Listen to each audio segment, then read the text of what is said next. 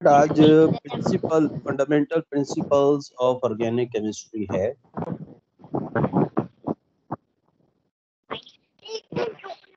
Mic off कर ले बेटा, माइक ऑफ रखिए।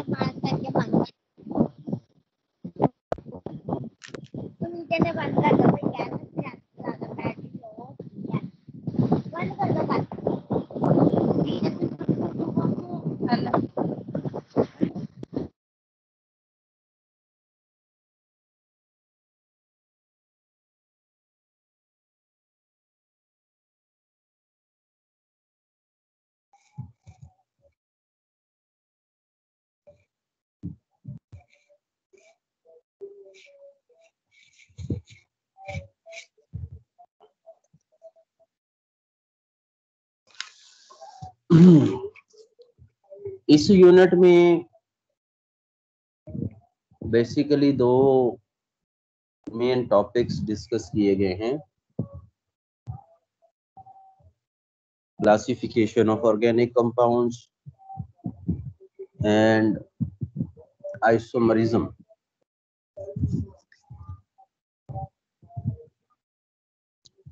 ऑर्गेनिक कंपाउंड की क्या क्लासिफिकेशन है और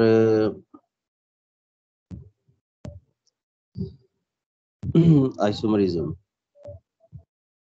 अब ये दोनों बड़े इंपॉर्टेंट टॉपिक हैं as far as FSC is concerned also. उसके हवाले से भी देखें तो बड़े इंपॉर्टेंट टॉपिक है।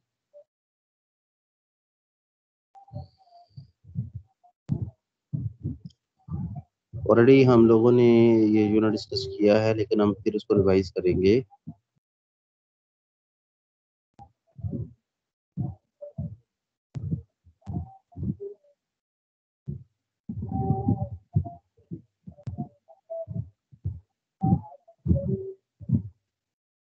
रिकॉर्डिंग स्टार्ट कर ली।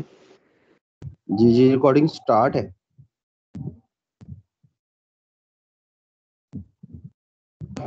सर स्क्रीन शो नहीं हुई।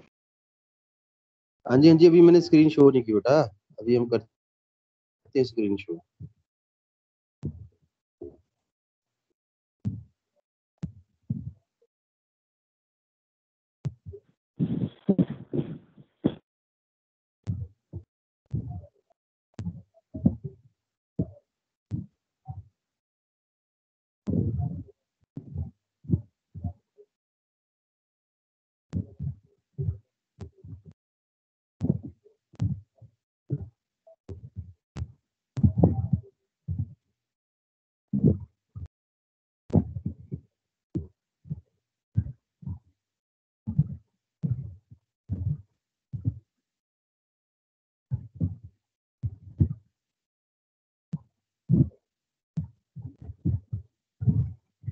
हाँ जी, स्क्रीन शो हो गई है। Yes sir.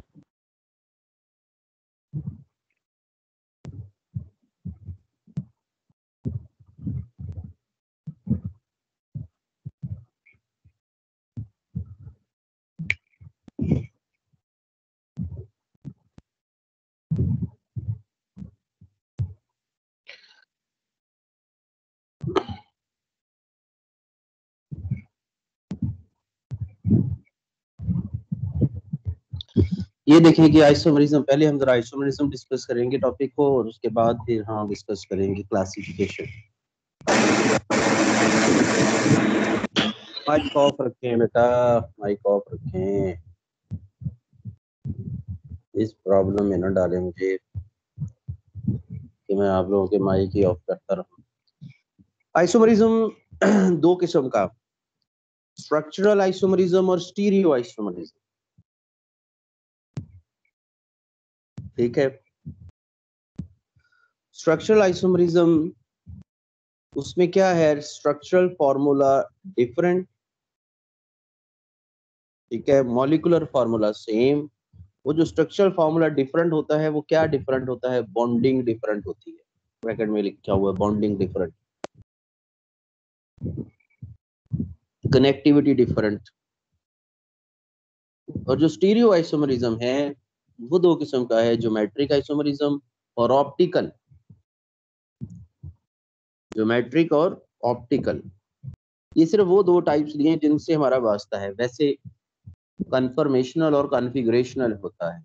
कन्फर्मेशनल से हमारा कोई लिंक नहीं है। कॉन्फ़िगरेशनल में आगे दो टाइप्स होती हैं, ज्योमेट्रिक और ऑप्टिकल।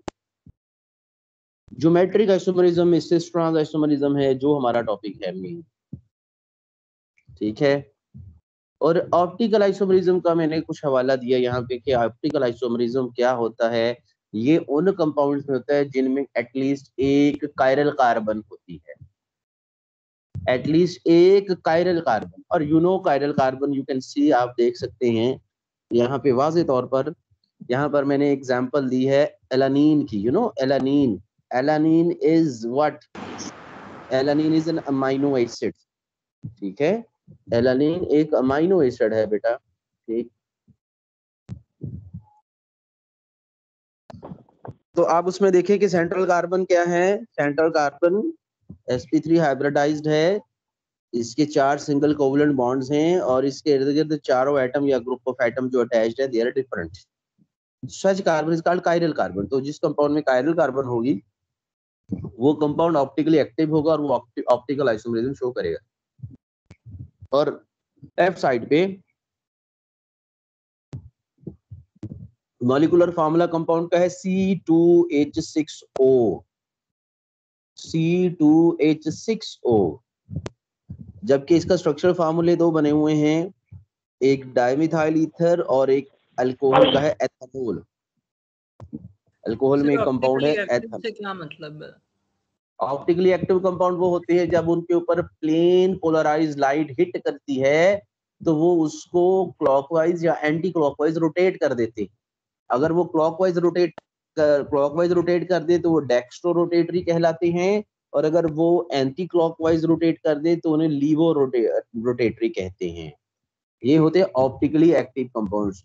अमाइनो एसिड्स और ऑप्टिकली एक्टिव कंपाउंड पहले को छोड़कर, जो ग्लाइसिन है क्योंकि उसमें कायरल कार्बन नहीं है, और उसके बाद कार्बोहाइड्रेट्स बहुत सारे हैं जो ऑप्टिकली एक्टिव हैं, ठीक है।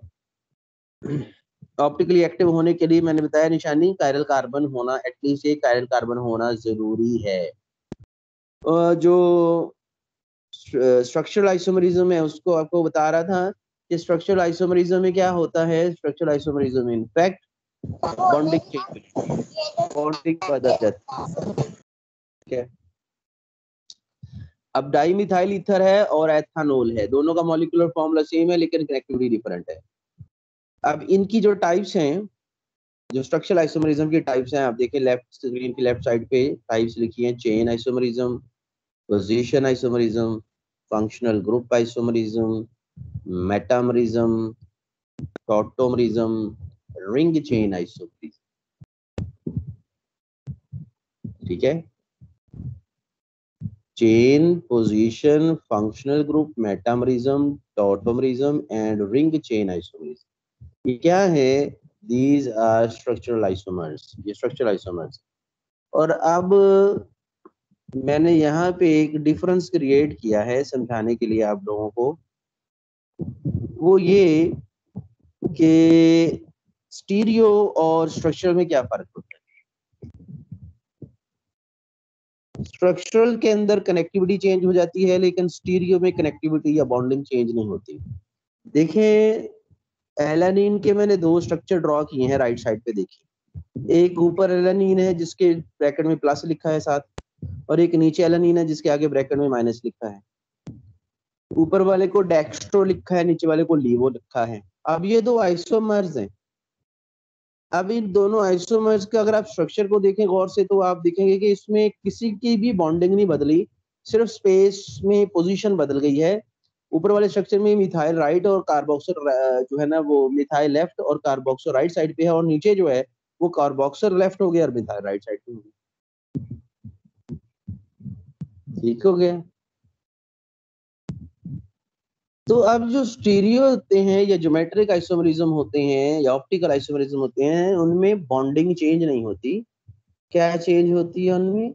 उनमें position of the group in space change होती है। अब आप सिस और ट्रांस को देख लें कि सिस और ट्रांस आइसोमर्स जो हैं उनमें मॉलिक्यूलर फार्मूला भी सेम होता है, स्ट्रक्चरल फार्मूला भी सेम होता है, लेकिन डिफरेंट क्या होता है? Position of the identical group on in space, space में उनकी पोजीशन चेंज।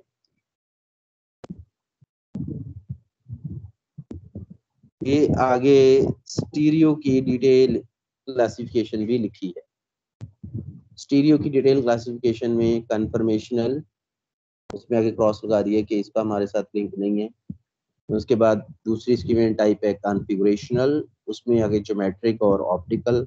ज्योमेट्रिक पे टिक लगाया है, सिस्ट्रांस हमने पढ़ना है, जबकि ऑप्टिकल भी क्रॉस लगा दिया कि ऑप्टिकल भी हमारे सिलेबस में इधर उस तरह से नहीं है। अब हम जरा चेन आइसोमरिज्म की कुछ अहम बातें डिस्कस करते हैं। डेफिनेशंस तो वही है जो बुक में लिखी है, उसमें तो कुछ नहीं, लेकिन कुछ पॉइंट्स जो हैं हमने ध्यान में रखने हैं। चेन आइसोमरिज्म में क्या होता है? Same number of carbon but chain differs, लेकिन चेन डिफर करती है। एन आइसो नियो, ठीक है, ये चेन आइसोमर्स हैं।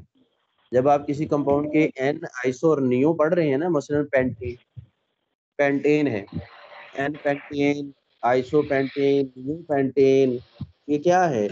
ये चेन आइसोमर।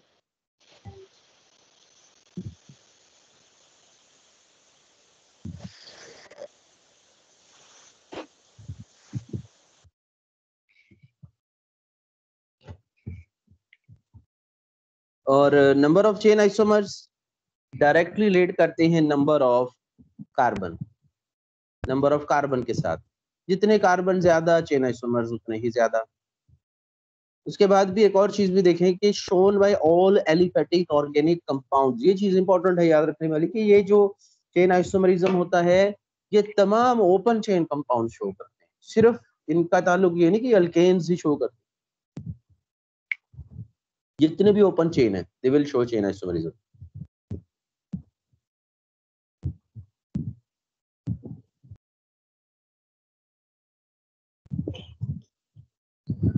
अब जो पेंटेन है उसमें 3 चेन आइसोमर्स बनते हैं, n pentane, isopentane, neopentane. Butane के 2 हैं, एन एन ब्यूटेन और isobutane.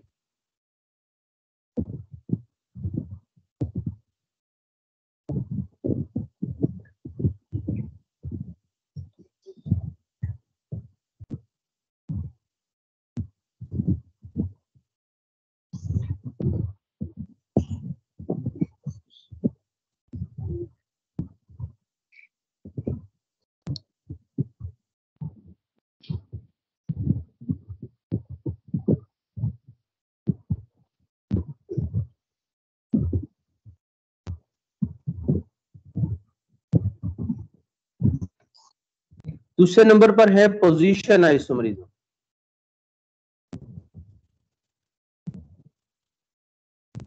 Molecular formula same, molecular formula same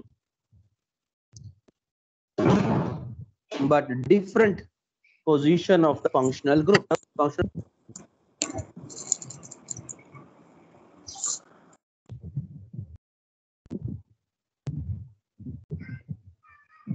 अब आप ये देखें कि यहाँ पे एग्जांपल्स मैंने दी हैं 1 ब्यूटीन की और 2 ब्यूटीन की।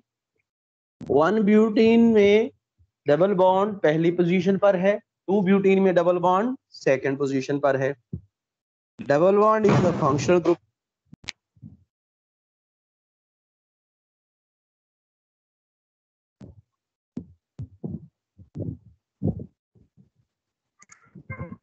एल्कीन, अब ये कौन कौन से कंपाउंड है जो शो करते हैं? Alkenes, alkynes, halides, ketones. लेकिन साथ में ये भी मेंशन कर दिया कि कौन से कीटोन्स है शो नहीं करेंगे। प्रोपानोन और ब्यूटानोन नहीं शो कर सकते, क्योंकि इनके पास इतने कार्बन नहीं है कि वो पोजीशन चेंज कर सके, ठीक है। और पॉली सब्स्टिट्यूटेड बेंजीन भी जो है वो पोजीशन आइसोमरिज्म शो करते हैं।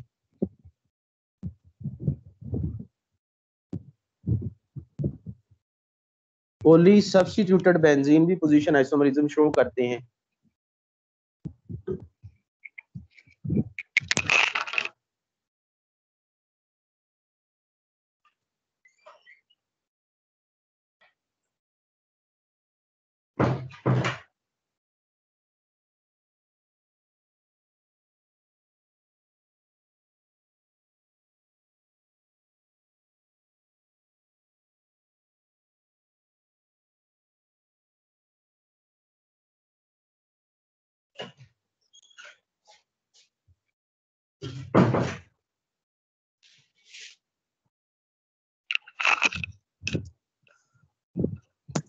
सर ये जैसे पोजीशन आइसोमेरिज्म वाली स्लाइड दोबारा दिखा दे, इसका स्क्रीनशॉट ले लें।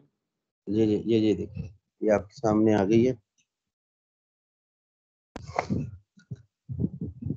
सर ये ऊपर क्या लिखा हुआ है इसमें, पॉलीवैलेंट और उसके साथ?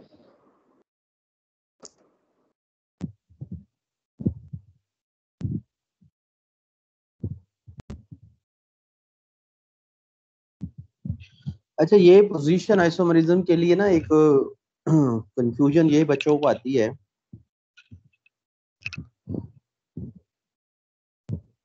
कि वो अल्कीन्स के बारे में ये कहते हैं कि मेटामरिज्म क्यों नहीं शो करता है। ठीक है, मेटामरिज्म क्यों नहीं शो करता, तो उसका आंसर जो है ना वो ये है कि मेटामरिज्म शो करने के लिए जो फंक्शनल ग्रुप है ना वो पॉलीवेलेंट एटम होना चाहिए, जबकि ये डबल बॉन्ड है। और पॉलीवेलेंट एटम की जो है ना, ये पॉलीवेलेंट एटम का मतलब लिखा है कि polyvalent contain more than one unpaired electrons. Polyvalent atom contain more than one unpaired electrons. Actually हुआ ये है कि ये एक लेक्चर है जो एक स्टूडेंट ने नोट किया हुआ है, उसकी पीडीएफ फाइल बनी है, तो वो पॉलीवेलेंट का मतलब उसने कहीं इधर लिख दिया है, polyvalent contain more than one unpaired electrons. जब उसको ड्यूरिंग लेक्चर ये ना सुना, उसने इधर लिख दिया। इस पर ये पोजीशन इसकी यहाँ पे लिखने की बनती तो नहीं है, लेकिन ये पॉलीवेलेंट एटम की डेफिनेशन है या मतलब है इसका, मतलब कि पॉलीवेलेंट एटम कौन सा होता है जिसके पास more than one unpaired electron. और कार्बन है, जैसे कार्बन के पास जो है वो 4 अनपेयर्ड इलेक्ट्रॉन होते हैं वैलेंस शेल में, तो कार्बन एक पॉलीवेलेंट एटम है। अब डबल बॉन्ड तो पॉलीवेलेंट एटम नहीं है ना, तो डबल बॉन्ड पोजीशन आइसोमरिज्म तो शो करेगा, लेकिन ये जो मेटामरिज्म है वो नहीं शो करेगा, तो वो इस वजह से यहाँ पे लिखा हुआ। अच्छा, पॉली सब्स्टिट्यूटेड बेंजीन शो करते हैं बेटा पोजीशन आइसोमरिज्म से। ये ऑर्थो नाइट्रोटोलुइन है, पैरा नाइट्रोटोलुइन है, फिर जाइलीन है। ठीक है, जाइलीन शो करते हैं, orthoxylene, metaxylene, paraxylene. Alcohols, alkyl halides primary, secondary, tertiary इनके अंदर बनते हैं। ठीक है, कीटोन्स में लिखा है प्रोपानोन नहीं शो करेगा, ब्यूटानोन नहीं शो करेगा, लेकिन पेंटानोन शो करेगा, क्योंकि पेंटानोन में पोजीशन बनती है 2 पेंटानोन और 3 पेंटानोन।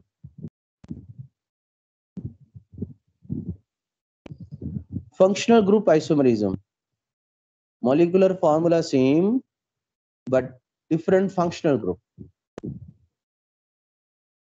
ठीक है, फंक्शनल ग्रुप क्या है, डिफरेंट। अब ये देखिए कि ये जो फंक्शनल ग्रुप आइसोमरिज्म है ना, ये शो करने के 3 पेयर्स हैं, अल्कोहल एंड ईथर्स, जिनका जनरल फार्मूला, ये जीएफ का मतलब है जनरल फार्मूला, जीएफ का कोई और मतलब नहीं लेना। CnH2n+2O, RCHO, RCOR यानी एल्डिहाइड और कीटोन्स, CnH2nO ये जनरल फार्मूला है इन दोनों का। और ऐसे ही कार्बोक्सिलिक एसिड्स और एस्टर्स, इनका जनरल फार्मूला CnH2nO2 है। मतलब क्या कि जो फंक्शनल ग्रुप आइसोमरिज्म शो करते हैं they have same general formula, जो फंक्शनल ग्रुप आइसोमरिज्म शो करते हैं उनका सेम जनरल फार्मूला है। अल्कोहल ईथर शो करते हैं, एल्डिहाइड कीटोन्स और कार्बोक्सिलिक एसिड्स और एस्टर्स शो। ठीक है बेटा,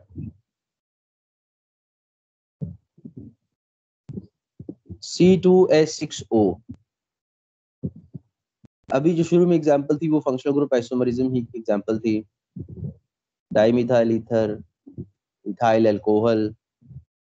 ठीक है, ऐसे ही एसिटिक एसिड और मिथाइल फॉर्मेट, एसिटिक एसिड और methyl formate functional group isomers हैं बिकॉज़ सेम मॉलिक्यूलर फार्मूला, क्योंकि इनका मॉलिक्यूलर फार्मूला सेम है। अभी जरा देखें कि ये दोनों स्ट्रक्चर आपके सामने हैं, इसमें किया क्या है कि एसिटिक एसिड का जो OH का H है उसको और CH3 को पोजीशन को बदल दिया, H CH3 की प्लेस पे चला गया, CH3 H की प्लेस पे आ गया, तो ये एस्टर बन गया। ठीक है, और इसका नाम कैसे रखा जाता है? एस्टर्स के नेमिंग के लिए आपने कंपाउंड का स्ट्रक्चर देखे तो इसमें आपको दो इसके अंदर अल्काइल होते हैं बेसिकली, एक अल्काइल ऑक्सीजन से जुड़ा होता है और एक कार्बन से जुड़ा होता है। जो कार्बन से जुड़ा अल्काइल है ना वो हाइड्रोजन भी हो सकता है, लेकिन जो ऑक्सीजन से जुड़ा अल्काइल है वो हाइड्रोजन नहीं हो सकता, क्योंकि अगर ऑक्सीजन से जुड़े अल्काइल को भी अब हाइड्रोजन कह दे वो तो कार्बोक्सिलिक एसिड ही बन जाएगा फिर। तो यहाँ पे कम से कम मिथाइल होता है, ऑक्सीजन के साथ कम से कम मिथाइल होता है, और इसी अल्काइल का हम नाम पहले रखते हैं। अभी नाम देखिए इसका मिथाइल फॉर्मेट है, तो इस मिथाइल का नाम पहले लिया जो ऑक्सीजन के साथ, अगर यहाँ पे C2H5 होता तो इसका नाम मिथाइल फॉर्मेट होता। ठीक हो गया ना, फिर इसका नाम मिथाइल फॉर्मेट होता।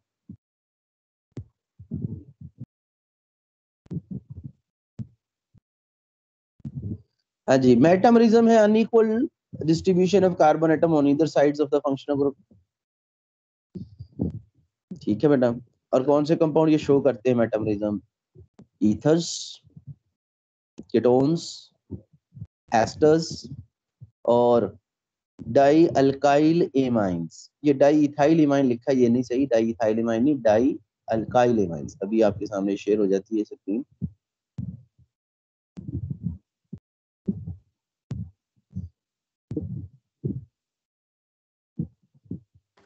सर ये MF क्या लिखा हुआ है इसमें, फंक्शनल ग्रुप है इसमें? MF molecular formula. Okay. Isomers कहते हैं functional group isomers because same molecular formula.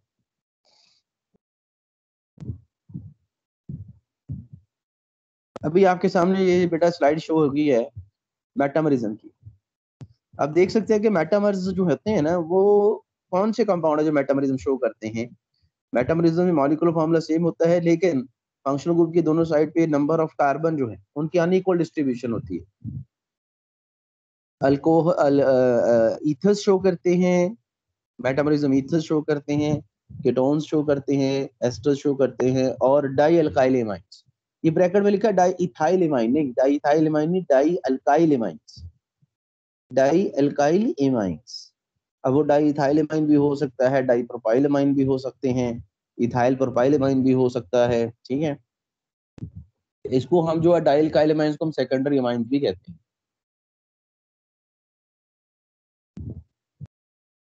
अच्छा, इसमें सर्कल में एक और चीज लिखिए, कम से कम फंक्शनल ग्रुप के इर्द गिर्द दो दो कार्बन हो, दो दो कार्बन हो।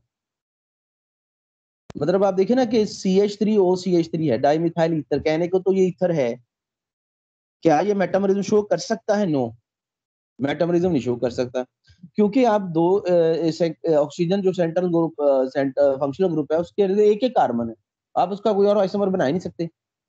और अगर एक तरफ एक कार्बन दूसरी तरफ दो कार्बन हो तब भी नहीं बनेगा।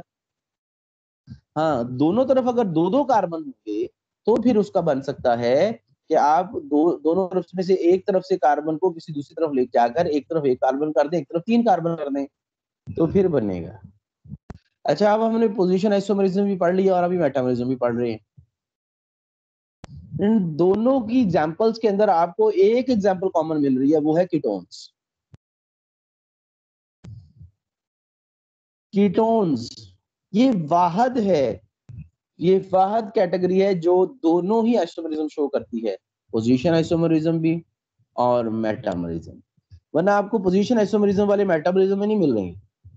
अगर आप देखें कि इधर जो मेटामरिज्म शो करने वाले हैं वो पोजीशन में नहीं है, ईथर्स नहीं है उधर, कार्बोक्सिलिक एस्टर्स नहीं है उधर, डायल्काइलमाइंस नहीं है। अभी ये इसी चीज को एक्सप्लेन किया है इस एग्जांपल के साथ। ये देखें कि अगर अभी आपके सामने स्लाइड शेयर हो जाए,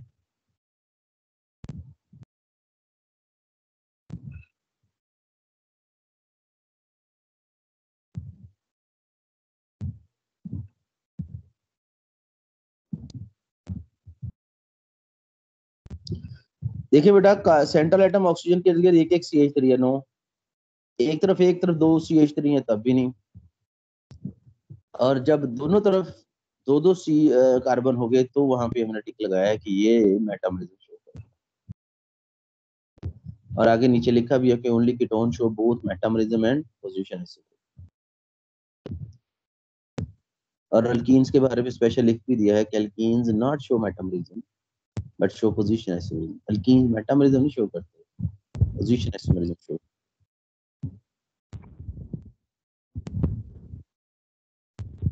जी बेटा, यहाँ तक सब लोगों को समझ आ गई है ना? कोई क्वेश्चन तो नहीं है यहाँ तक, टॉप्टोमरिज्म से ऊपर तक? सर फंक्शनल ग्रुप की स्लाइड शो करवा दें बस एक दो। ठीक हो गया।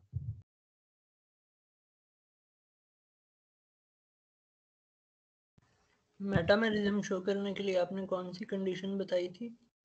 कि जो फंक्शनल ग्रुप है वो पॉलीवेलेंट एटम होना चाहिए,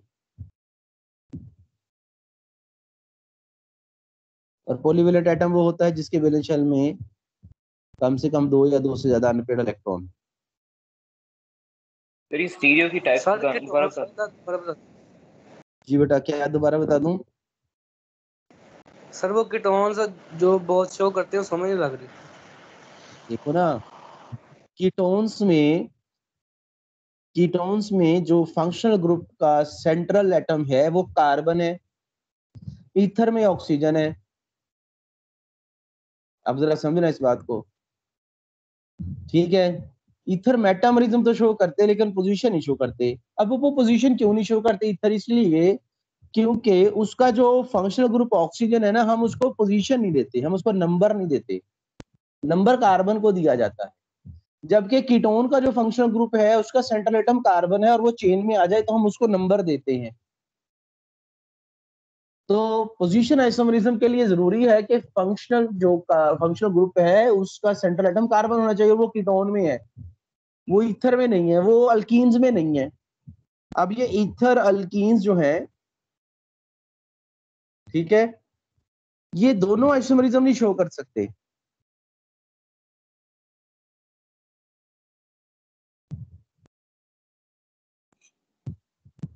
फिर ये स्टीरियो की दोबारा टाइप्स दिखाना। अच्छा, ये फर्स्ट वाली स्लाइड दोबारा दिखा दी। पहले ये तो बता दे बेटा, जिसने सवाल पूछा तो उसको कंफर्म हो गया ना? मैंने ये बताया है पोजीशन आइसोमरिज्म और मेटामरिज्म का फर्क, ठीक है? अभी मैं आपको एक स्लाइड और भी शेयर करूंगा, उसके अंदर इसका डिफरेंस आ जाएगा। और ये स्टीरियो की स्लाइड देख लें, ये स्टीरियो की स्लाइड आपके सामने।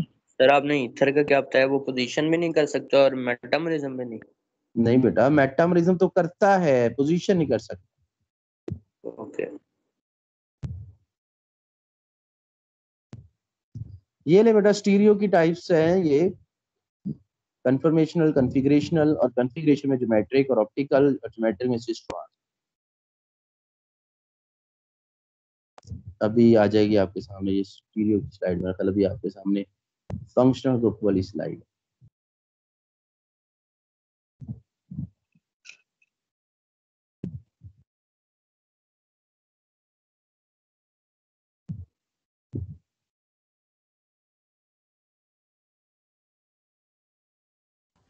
सर आपने बताया था कि पॉलीवेलेंट एटम होना चाहिए उसके लिए, मेटामेरिज्म के लिए, तो ये कीटोन्स पे अप्लाई कैसे होगा? मतलब इनमें कौन सा एटम हम कंसीडर करेंगे? कार्बन पोजीशन मेसोमरिज्म के लिए, और उसके लिए मेटामरिज्म के लिए पॉलीवेलेंट एटम जो है वो कार्बन है ना। सही।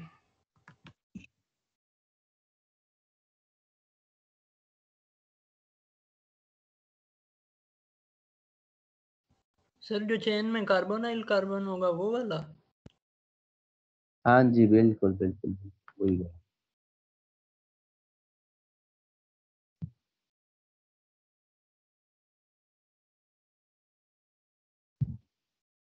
बेटा आपके सामने स्टीरियो आ गई है? जी सर आ गई। No sir. पॉलीवेलेंट एटम दोबारा बताना। पॉलीवेलेंट एटम वो होता है जिसके वैलेंस शेल में कम से कम 2 या 2 से ज्यादा अनपेयर्ड इलेक्ट्रॉन होते हैं।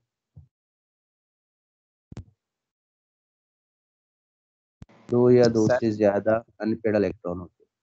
सर जी एक्सक्यूज मी सर, सर आपने जी कहा अल्केन्स शो नहीं करते, तो सर ये फिर ये क्या सीन होगा? 2 मिथाइल हेक्सेन और 3 मिथाइल हेक्सेन, तो ये नहीं सर पोजीशन आइसोमरिज्म नहीं हो जाएगा? सर पोजीशन आइसोमरिज्म के लिए मेरे लिंक भाई चेन आइसोमरिज्म पोजीशन आइसोमरिज्म जो है वो 2 मिथाइल, कौन सी आप एग्जांपल्स बताइए आपने? सर मैंने कहा 2 मिथाइल हेक्सेन और 3 मिथाइल हेक्सेन। हाँ जी, हाँ जी, पोजीशन आइसोमरिज्म तो नहीं है। मिथाइल कौन सा फंक्शनल ग्रुप है? लिंक चेन आइसोमरिज्म है ये सर। ऐसा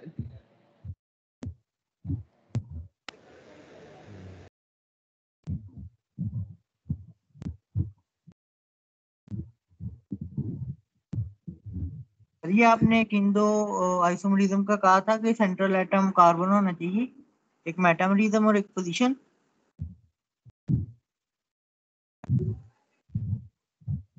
जी बेटा, सर अभी मेटामरिज्म के आपके पास कौन से स्लाइड हो रही है? जी बेटा, आपके पास ये स्टीरियो की स्लाइड शो हो रही है ना? सर वो जिसके नीचे चेन और पोजीशन को डिफाइन किया हुआ है। जी हाँ जी, हाँ जी, यस सर हो रही है। आपने पहले भी कर दी थी सर। ठीक है। अच्छा जी, अब हम नेक्स्ट चलते हैं। अभी मैं आपको एक स्लाइड शो दिखाता हूँ। वो स्लाइड जो है वो डिफरेंस होगा पोजीशन आइसोमरिज्म का और मेटामरिज्म का। वो आपने इसकी स्क्रीनशॉट ले लेना है, ठीक है? सर ये जो अभी इन्होंने क्वेश्चन पूछा था कि 2 मिथाइल हेक्सेन और 3 मिथाइल हेक्सेन, ये कौन सी आइसोमरिज्म है?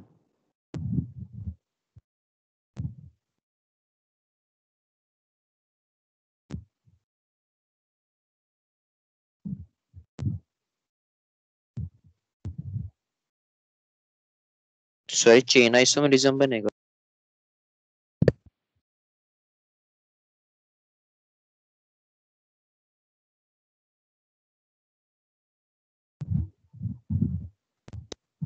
ये बेटा आप ना इसको देख लें, ये पोजीशन आइसोमरिज्म और मेटामरिज्म का डिफरेंस।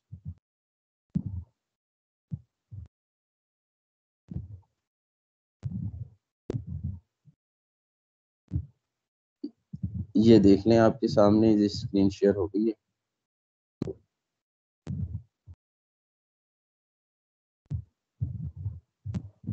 सर ये 2 मिथाइल हेक्सेन और 3 मिथाइल हेक्सेन चेन आइसोमर्स हैं या कौन से हैं?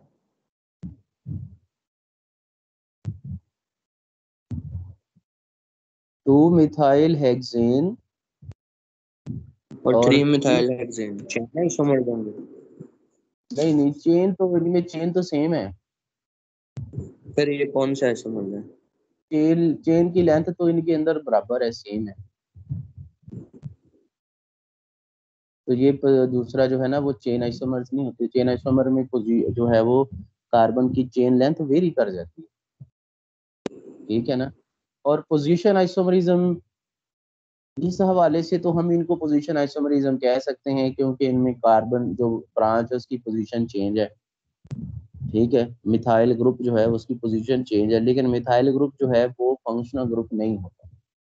पोजीशन आइसोमरिज्म को ये भी कहते हैं कि पोजीशन आइसोमरिज्म में क्या डिफर करता है, फंक्शनल ग्रुप डिफर करता है। ये जैसे आपके सामने ये स्लाइड शेयर हो रही है, उसमें देखें कि उन्होंने क्या लिखा है कि position isomerism presence of a similar carbon skeleton similar होता है, यानी कि लेंथ कार्बन की सेम होती है। एंड फंक्शनल ग्रुप इन 2 और more organic compounds, functional group भी सेम होता है, but the location of the functional group is different. Functional group की लोकेशन डिफर करती है। Metamerism the presence of same molecule form but different alkyl groups on either side of the functional group, ये metamerism है। अगले दो points देखें। Can be absorbed in any organic compound except carboxylic acid, amides and aldehyde. Carboxylic acids, amides, aldehydes में नहीं है ये जो पोजीशन आइसोमरिज्म है, क्योंकि ये ऐसे फंक्शनल ग्रुप है जो एक तरह फिक्स होते हैं एक जगह पे। लेकिन can be absorbed in organic compounds with polyvalent functional group, ये मेटामरिज्म वहां होता है जहां पॉलीवेलेंट फंक्शनल ग्रुप होता है। पॉलीवेलेंट मैंने आपको बता दिया है, ठीक है? और सर आपने कहा कि एल्डिहाइड्स पोजीशन भी शो करेंगे और मेटामरिज्म भी करेंगे।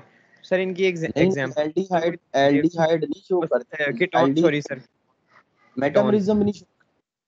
कीटोन्स मेटामरिज्म और पोजीशन आइसोमरिज्म दोनों शो करते हैं। अब ये देखो जो 2 पेंटानोन और 3 पेंटानोन है ना, 2 पेंटानोन 3 पेंटानोन ये पोजीशन आइसोमरिज्म की एग्जांपल्स है। 2 पेंटानोन 3 पेंटानोन, एक 2 पे पोजीशन शो हो रही है फंक्शनल ग्रुप की और एक 3 पे शो हो रही है। और इसी को आप जिनके कॉमन नेम्स ले लें तो एक डाईइथाइल कीटोन बनता है और एक मिथाइल एन प्रोपाइल कीटोन बनता है। यानी यही एग्जांपल जो है, यही एग्जांपल 2 पेंटानोन 3 पेंटानोन की मेटामरिज्म की भी एग्जांपल है, ये पोजीशन आइसोमरिज्म की भी एग्जांपल है। Yes sir. सर कर दें। जी बेटा। सर काइंडली थोड़ा सा पीछे से ओवरव्यू दे दे सर। जुम्मा पढ़ने गए थे और लाइट भी नहीं थी सर। बेटा ये लेक्चर सारा रिकॉर्डेड है, आप इसको बाद में भी देख सकते हैं। सर ये अपलोड नहीं होता है सर, बाकी लेक्चर्स भी अपलोड नहीं हुए अभी तक उनकी तरफ से। तो ये सिर्फ लैपटॉप पे शो होता है। यस सर, मोबाइल पे नहीं शो होता, लैपटॉप पे शो होता है। ये हमें शो नहीं होता लेक्चर को। अभी तो हम जो है वो वही चीजें डिस्कस कर रहे हैं नॉर्मली, तो जी आइसोमरिज्म, स्ट्रक्चरल आइसोमरिज्म पढ़ रहे हैं, जिसमें हमने अभी chain isomerism, position isomerism, metamerism, ठीक है, फंक्शनल ग्रुप आइसोमरिज्म, ये डिस्कस किया है। ठीक है, अभी आपके सामने बेटा कुछ स्लाइड शो हो रही है? जी सर, चेन आइसोमरिज्म और पोजीशन आइसोमरिज्म की शो हो रही है। अच्छा ठीक है।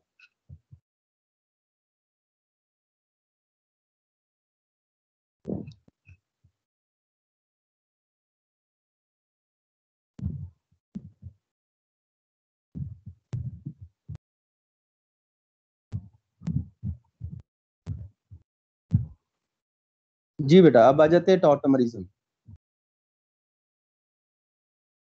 टॉटमरिज्म की स्लाइड है आपके सामने? Yes sir. Yes sir. जी सर। ये एक वाहद आइसोमरिज्म है कि जो एक रिएक्शन में, एक रिवर्सिबल रिएक्शन में डायनामिक इक्विलिब्रियम स्टेट में एग्जिस्ट करता है। टॉटमरिज्म आपको पता है कि shifting of proton from one atom to another atom within a same molecule, जैसे कि आप अल्फा अमीनो एसिड्स में पढ़ते हैं कि उसमें एक प्रोटॉन जो है वो ऑक्सीजन एटम से नाइट्रोजन एटम पर शिफ्ट हो जाता है। ठीक है, उसकी वजह से जो टॉटमरिज्म बनता है, जो आइसोमरिज्म बनता है, दैट इज कॉल्ड टॉटमरिज्म। अब देखिए शोन बाय कौन शो करते हैं? अल्फा अमीनो एसिड्स शो करते हैं, एल्डिहाइड और इनोल शो करते हैं। ठीक है, कीटो इनोल टॉटमरिज्म इनको कहते हैं। कीटोन और इनोल शो करते हैं। ये रीटो इनोल नहीं लिखा हुआ, ये बेसिकली कीटो इनोल है, आर नहीं है, ये के है। जो आर ई टी ओ लिखा है ना, ये आर ई नहीं है, के ई टी ओ है, कीटो इनोल टॉटमरिज्म। कीटो इनोल टॉटमरिज्म की एग्जांपल हमारी बुक में दी हुई है, चैप्टर नंबर 8 में, इथाइन की हाइड्रेशन।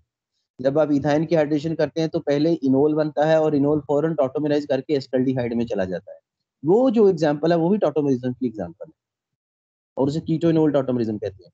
फिर हमारी बुक में चैप्टर 7 में जो एग्जांपल दी हुई है, वो एग्जांपल जो है वो अल्फा अमीनो एसिड की है। अल्फा अमीनो एसिड की यहाँ पे डेफिनेशन भी मैंने लिखी हुई है कि एक ही कार्बन के साथ अगर कार्बोक्सिल और अमीनो ग्रुप दोनों लगे हों तो उसको अल्फा अमीनो एसिड कहते हैं। अल्फा अमीनो एसिड वो होता है जिसमें सेम कार्बन के साथ कार्बोक्सिल ग्रुप भी लगा हो और अमीनो ग्रुप भी लगा। ठीक हो गया। और if carbon chain contain both carboxyl amino called alpha amino acid. और इनोल क्या होता है? OH उस कार्बन से जुड़ा होता है जो डबल बॉन्डेड होती है। OH ग्रुप अगर ऐसी कार्बन से अटैच हो जो डबल बॉन्डेड हो तो उसको हम इनोल कहते हैं। वैसे तो ये अल्कोहल है, इनोल्स अल्कोहल्स होते हैं, लेकिन ये स्पेशल केस है अल्कोहल का कि डबल बॉन्डेड कार्बन के साथ OH अगर लग जाए तो वो इनोल होता है। और दूसरे अल्कोहल जो हैं वो स्टेबल होते हैं, लेकिन ये इनोल अनस्टेबल होते हैं। इनोल फौरन ही जो है वो रीअरेंज करता है और सर रीअरेंज इसका करके कोई वो वो विनाइल एल्डिहाइड। अल्कोहल वगैरह से रिलेशन है? हाँ जी बेटा, विनाइल अल्कोहल ही इनोल है ना, CH2 डबल बॉन्ड CHOH। अब जब आप देखिए विनाइल अल्कोहल है जो इसमें OH जो है वो किस कार्बन से लगा? डबल बॉन्डेड कार्बन से लगा है। तो ये डबल बॉन्डेड कार्बन के साथ जो OH लगा है ना, इसका जो OH का H है वो यहाँ से शिफ्ट हो जाएगा, वो CH2 कार्बन के साथ जाके CH3 C double bond OH कर देगा। ये नीचे अभी आपके पास ये स्लाइड शेयर, इसमें देखें कि यही रिएक्शन मैंने डिस्कस की, लैपटॉप दे यही रहा रिएक्शन। माइक ऑफ रखें, रोल नंबर 57। ये देखें बेटा, इथाइन का वाटर से रिएक्शन करवाया तो CH2 डबल बॉन्ड CHOH बन गया, इनोल हो गया, ये विनाइल अल्कोहल है, ये इनोल बन गया।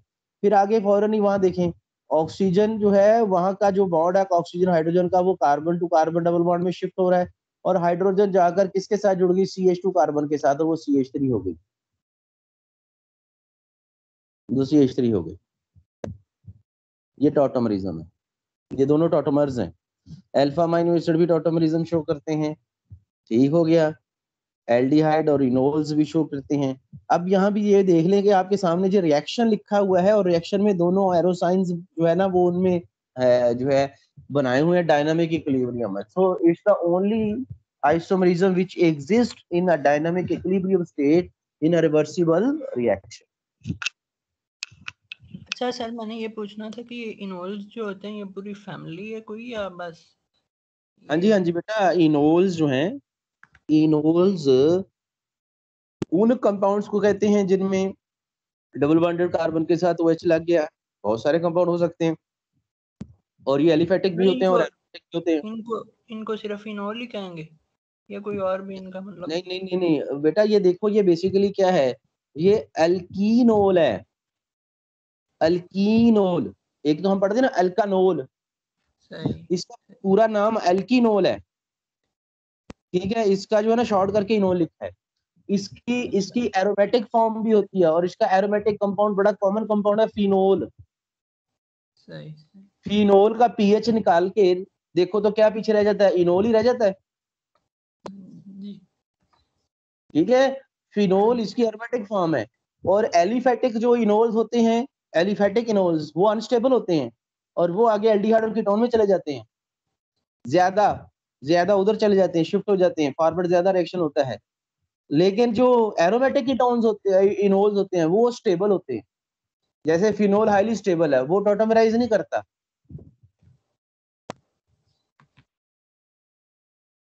और स्ट्रक्चरल आइसोमरिज्म की आखिरी टाइप है बेटा, स्ट्रक्चरल आइसोमरिज्म की last type, ring chain isomerism. Ring chain isomerism cyclo alkanes और अल्कीन्स शो करते हैं, साइक्लो अल्केन्स शो करते हैं और अल्कीन्स शो करते हैं। हालांकि इनके दोनों का जनरल फॉर्मूला सेम है, CnH2n। जनरल फॉर्मूला सेम हो जाना इस बात का कंफर्म नहीं है, कंफर्मेशन नहीं है इस बात की कि वो फंक्शनल ग्रुप आइसोमरिज्म ही शो करेंगे, नहीं, तो जरूरी नहीं। अब यहाँ देखें कि जो साइक्लो अल्केन और अल्कीन है, इनका जनरल फॉर्मूला तो सेम है, but they are not showing functional group isomerism, they are ring chain isomers. जैसे कि ये C3H6 जो है मॉलिक्यूलर फॉर्मूला है, एक साइक्लोप्रोपेन है और एक प्रोपीन है, साइक्लोप्रोपेन और प्रोपीन, ठीक है बेटा। This is the example of ring chain isomerism. अच्छा भी, अब हाँ जी इसी तरह साइक्लो अल्कीन और अल्काइन भी होंगे? हाँ, साइक्लो अल्कीन और अल्काइंस भी ऐसे ही होंगे, लेकिन वो ज्यादा कॉमन नहीं है। साइक्लो अल्केन ज्यादा कॉमन है, इसलिए ज्यादा उसी को डिस्कस किया जाता है। साइक्लो अल्कीन और साइक्लो अल्काइन बहुत रेयर है।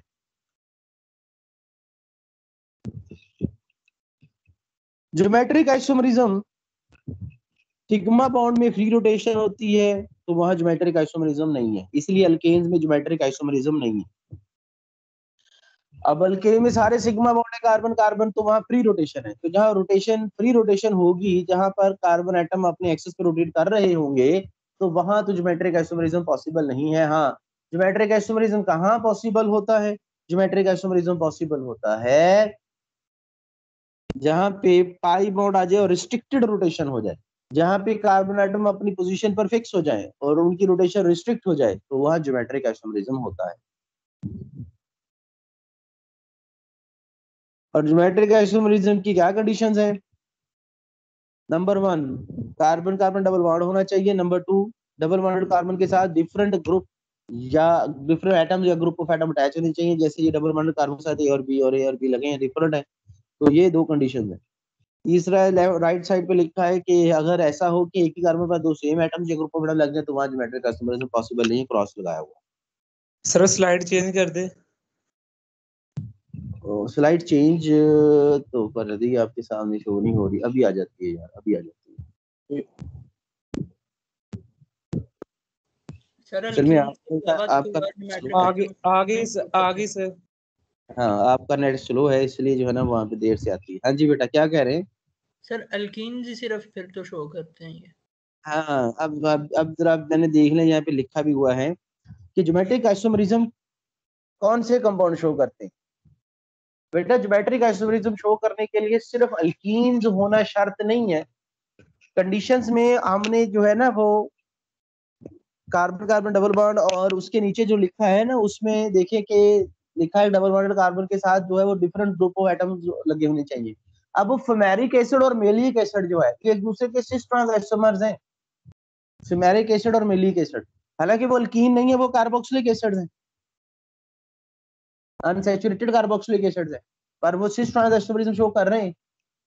फेमेरिक एसिड में क्या होता है, डबल बॉन्डेड कार्बन के साथ जो है वो एक एक कार्बोक्सिल ग्रुप लगा होता है और अपोजिट डायरेक्शन में लगा होता है, वो ट्रांस होता है। और मेलिक एसिड में सेम डायरेक्शन में कार्बोक्सिल ग्रुप लगे तो दो सिस होता है। नॉट शोन बाय, कौन से कंपाउंड है जो ज्योमेट्रिक आइसोमरिज्म शो नहीं करते? इथीन नहीं करता, प्रोपीन नहीं करता, अल्केन्स नहीं करता, एल्काइंस नहीं करते, ठीक है। ऑल वन अल्कीन्स, जितने भी वन अल्कीन्स हैं वो नहीं शो करते। One pentene, one hexene, one butene, ये नहीं शो करते, क्योंकि इन सब के साथ देखिए क्या आ जाएगा। वन हेक्सीन की एग्जांपल दी है। वन हेक्सीन में आप देखें कि एक डबल बॉन्ड कार्बन में एक के साथ दोनों हाइड्रोजन आ गए बेटा, टू पेंटीन शो कर रहा है।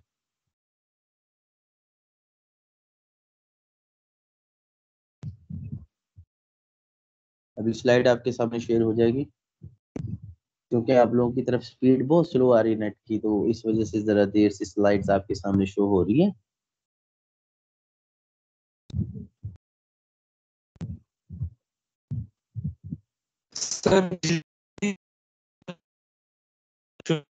बोले ना बेटा, बस सुने, बोले ना, क्योंकि आपकी आवाज काट रही है। अब देखिए सिस टू पेंटीन में एक नीचे एक और भी बात लिखी है कि जो अल्काइल ग्रुप है ना, अल्काइल ग्रुप वो जरूरी नहीं है कि बिल्कुल आइडेंटिकल हो। जैसे cis two butene trans two butene में दोनों अल्काइल ग्रुप मिथाइल है, ठीक है, लेकिन टू पेंटीन में एक मिथाइल है और एक इथाइल है, तो नंबर ऑफ कार्बन डिफर कर सकते हैं अल्काइल ग्रुप।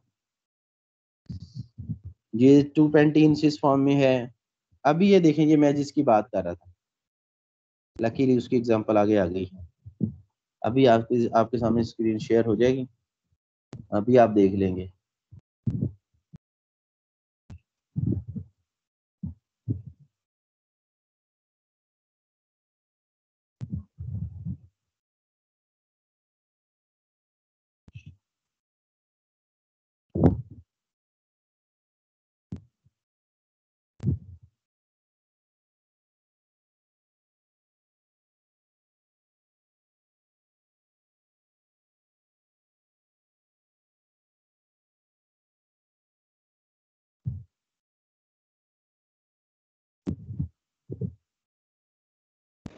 सारा आवाज नहीं आ रहा।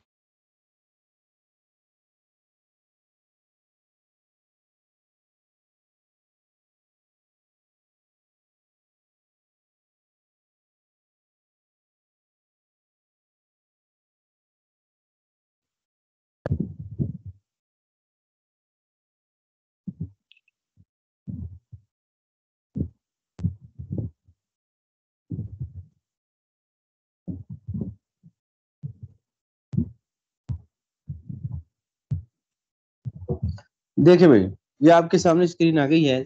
मेलिक एसिड सिस फॉर्म है और फेमेरिक एसिड ट्रांसफॉर्म है, देख रहे हैं ना आप? अब देखिए कि यस सर। ये अल्कीन नहीं है, ये कार्बोक्सिलिक एसिड्स है, कार्बोक्सिलिक एसिड्स है, लेकिन वो कंडीशंस पूरी हैं। तो बेटा जब कंडीशंस पूरी हैं तो सिस ट्रांसफॉर्म है। हाँ, ये स्लाइड आप लोगों ने इसको याद रखना है, ये बहुत इंपॉर्टेंट स्लाइड है।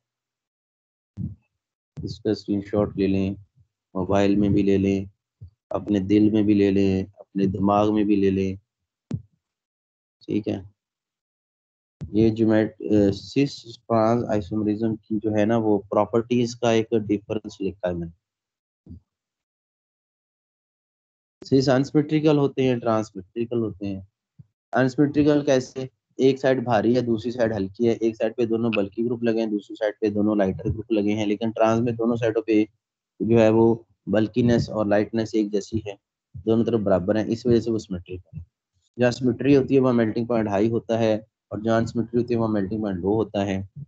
जो सिस हैं उनमें डाइपोल मोमेंट 0 से ज्यादा है, पोलर होते हैं क्योंकि कैंसिलेशन नहीं होती, जबकि ट्रांस में कैंसिलेशन हो जाती है, डाइपोल मोमेंट अपोजिट डायरेक्शन में मिथाइल ग्रुप लगे हैं, कैंसिल हो जाते हैं, जिसकी वजह से डाइपोल मोमेंट 0 नॉन पोलर हो जाते हैं।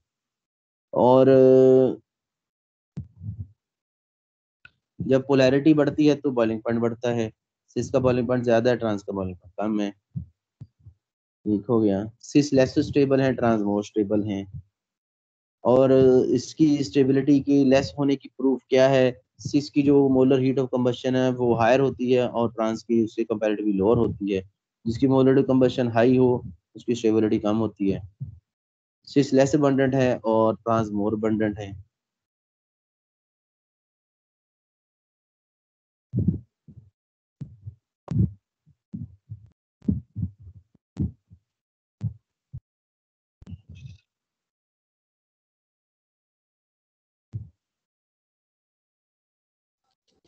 सर रिंग चेन आइसोमर्स की स्लाइड शो कर दें। ले भी रिंग चेन आइसोमरिज्म की स्लाइड आपके सामने भी आ रही है, आप इसका जो करना कर लें।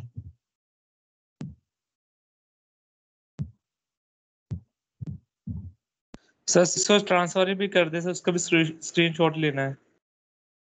अभी ये हो गया, रिंग चेन आइसोमरिज्म वाली हो गई। जी सर। सिस ट्रांस वाली ये ले। जरा आप इनकी पीडीएफ फाइल सेंड कर दीजिएगा। तो बेटा वो हो जाएगी, अभी आप ये देख लें। सर ये लास्ट पॉइंट जो डेल्टा एच आई लिखा है ये एक्सप्लेन करना। तो बेटा इसमें ना देखो पता क्या है, डेल्टा एच सी नॉट वाला क्या होता है, ये मोलर हीट ऑफ कंबस्टन होती है। और मोलर हीट ऑफ कंबस्टन जो होती है ना, ये स्टेबिलिटी के इनवर्स होती है। जितनी किसी कंपाउंड की मोलर हीट ऑफ कंबस्टन ज्यादा होती है उसकी स्टेबिलिटी उतनी कम होती है। और इसके साथ एक और पॉइंट भी अगर आप लिखना चाहते हैं तो लिख लें, मोलर हीट ऑफ हाइड्रोजनेशन और स्टेबिलिटी भी इनवर्स होती है। Molar heat of combustion, molar heat of hydrogenation दोनों के साथ स्टेबिलिटी का इनवर्स रिलेशनशिप है। और मोलर हीट ऑफ हाइड्रोजनेशन वाला टॉपिक तो आपने बेंजीन में पढ़ा ही हुआ है।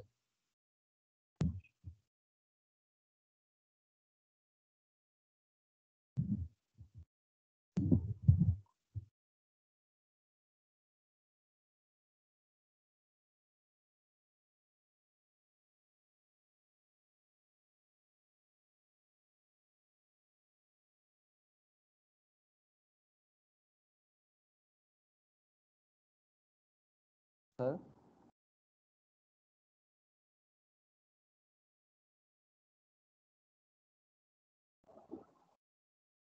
सर ये मोलर हीट ऑफ कंबस्शन है, ये जो स्टेबिलिटी के इनवर्स प्रोपोर्शन है, ये सिस ट्रांस दोनों के लिए।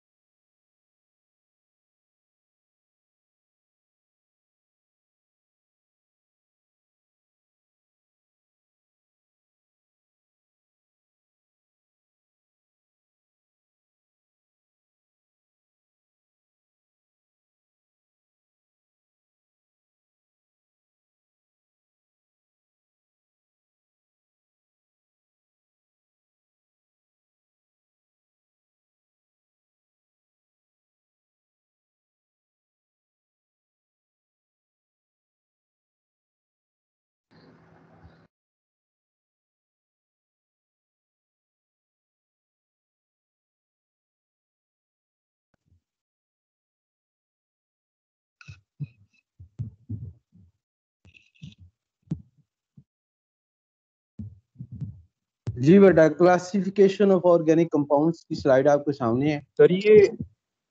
सर ये मोलर हीट ऑफ कंबस्टन और हाइड्रोजनेशन ये सिस्टम्स दोनों के स्टेबिलिटी के इनवर्स प्रोपोर्शन होती है। हाँ जी बेटा, दोनों के। सर अगर ट्रांस आइसोमर्स में एक जैसे ग्रुप ना हो दोनों साइडों पे, तब डायपोल मोमेंट जरूरी है कि जीरो ही होगा?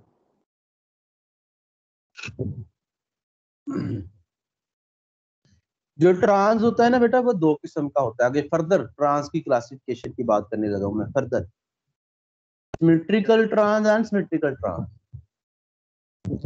जैसे एक ट्रांस है ट्रांस टू ब्यूटीन और एक ट्रांस है ट्रांस टू पेंटीन। दोनों ट्रांस जेन में लाइन, ट्रांस टू ब्यूटीन और trans two pentene. Trans two butene में ऑपोजिट साइड पे दोनों मिथाइल ग्रुप लगे हैं, लेकिन ट्रांस टू पेंटीन में ऑपोजिट साइड पे एक मिथाइल और एक इथाइल है। तो जो ट्रांस टू ब्यूटीन है वो सिमेट्रिकल ट्रांस है, और जो ट्रांस टू पेंटीन है वो अनसिमेट्रिकल ट्रांस है। और जो अनसिमेट्रिकल ट्रांस होता है ना, उसका डाइपोल मोमेंट जीरो नहीं होता,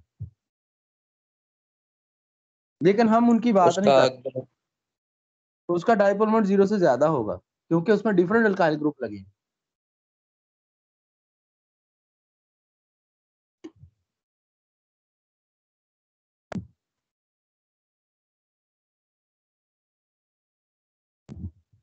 सर जी बेटा।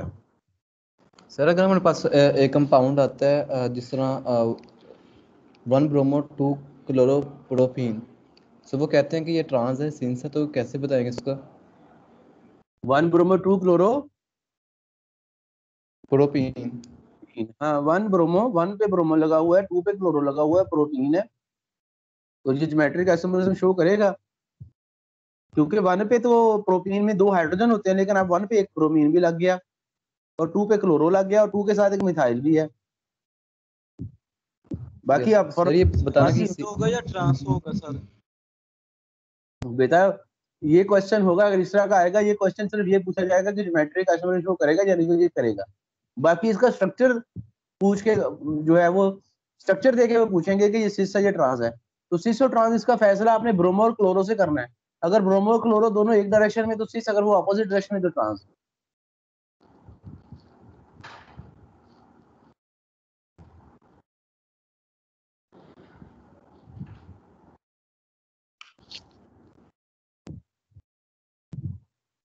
बेटा आपके सामने ये स्लाइड में है फंक्शनल ग्रुप बेस्ड क्लासिफिकेशन। दो किस्म की होती है, फंक्शनल ग्रुप की बेसिस पे और स्ट्रक्चर की बेस पे।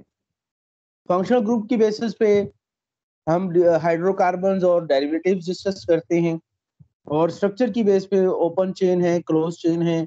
ओपन चेन को एसाइक्लिक एलिफेटिक भी कहते हैं, और आगे फर्दर उनकी दो क्लासिफिकेशन होती है, स्ट्रेट चेन और ब्रांच चेन, जैसे एन-ब्यूटेन और आइसोब्यूटेन है। और क्लोज की आगे जरा फर्दर अलग से जो है वो लिखा है कि क्लोज जो है वो दो किस्म के होते हैं, होमोसाइक्लिक और हेट्रोसाइक्लिक। होमोसाइक्लिक को कार्बोसाइक्लिक भी कहते हैं,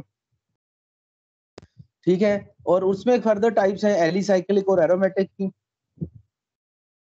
ठीक है बेटा। एरोमेटिक जो है उसमें दो क्लासिफिकेशन आगे बनाई है, बेंजीनोइड एरोमेटिक और नॉन बेंजीनोइड एरोमेटिक। और जो नॉन बेंजीनोइड एरोमेटिक है वो एक्चुअली हेट्रोसाइक्लिक कंपाउंड्स में ही आ जाते हैं। वो जो हेट्रोसाइक्लिक है उसमें भी देखिए नीचे नॉन बेंजीनोइड लिखा है, जो हमारी बुक में 4 एग्जांपल्स दी हुई हैं, पायरिडीन, फ्यूरेन, थाइफीन, थायोफीन और पायरोल की। और एलिसाइक्लिक एलिफेटिक से ही वर्ड बनाया गया है बेसिकली, कि एलिसाइक्लिक जो है ना उसमें एएलआई जो है ना एली, ये एलिफेटिक से लिया गया है। यानी कि जो एलिफेटिक है ना हाइड्रोकार्बन्स जैसे एल्केन, अल्कीन, अल्काइन, अगर उसकी साइक्लिक फॉर्म हम कर ले तो वो एलिसाइक्लिक हो जाती है। साइक्लो अल्केन, साइक्लो अल्कीन और साइक्लो अल्काइंस, जब हम उनको साइक्लिक फॉर्म कर दें तो वो एलिसाइक्लिक हो जाती है। लेकिन साइक्लो अल्केन्स ज्यादा कॉमन है, ज्यादा डिस्कस किए जाते हैं, ज्यादा स्टेबल होते हैं।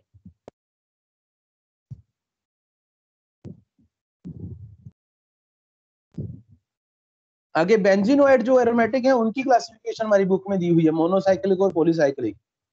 मोनोसाइक्लिक आपको पता है बेंजीन इटसेल्फ है, फिनोल है, टोलुइन है, एनिलीन है, ये सारे मोनोसाइक्लिक हैं जो एक रिंग रखने वाले हैं। लेकिन जो पॉलीसाइक्लिक बेंजीनोइड एरोमेटिक है उनमें आइसोलेटेड रिंग वाले और फ्यूज रिंग वाले। अब आइसोलेटेड रिंग वाले यू नो दैट कि वो बाइफिनाइल है, डाइफिनाइल है, और फ्यूज रिंग वाले वो नेफ्थलीन है, एंथ्रासीन है।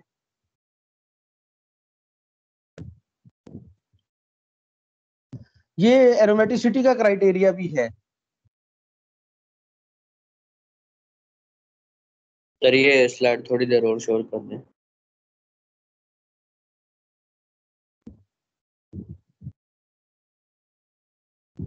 सर क्लासिफिकेशन वाली स्लाइड थोड़ी सी शो कर दें।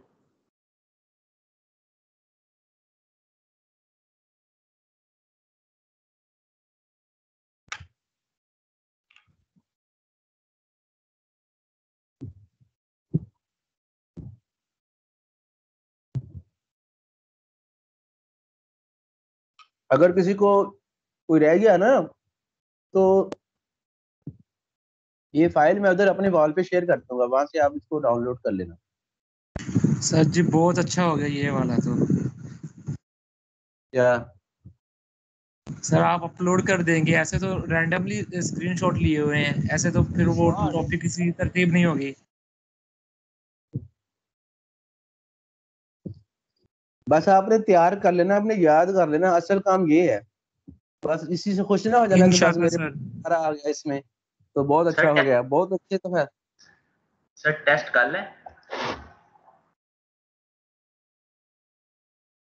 टेस्ट आपका कल होगा सर। टेस्ट की टाइमिंग सर। क्या होंगी?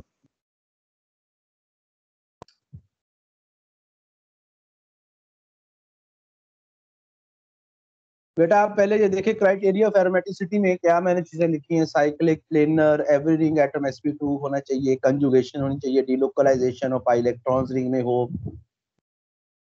और अगर सारी बातें हैं तो इसके बाद उसको शुड ओबे हक्कर रूल, उसको हक्कर रूल भी ओबे करना चाहिए कि उसके अंदर रिंग के अंदर हक्कल नंबर ऑफ पाई इलेक्ट्रॉन्स होने चाहिए।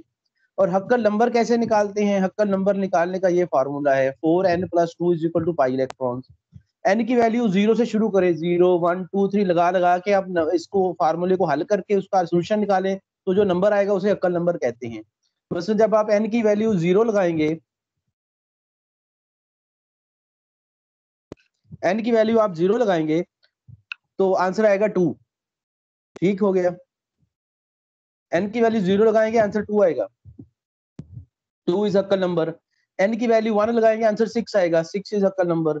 एन की वैल्यू आप 2 लगाएंगे, आंसर 10 आएगा, 10 इज हक्कल नंबर।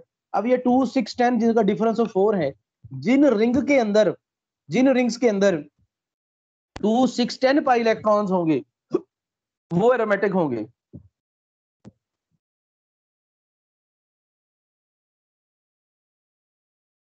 सर ये कॉन्जुगेशन का क्या मतलब है? Alternate double bonds, alternate single double bonds को कंजुगेशन कहते हैं।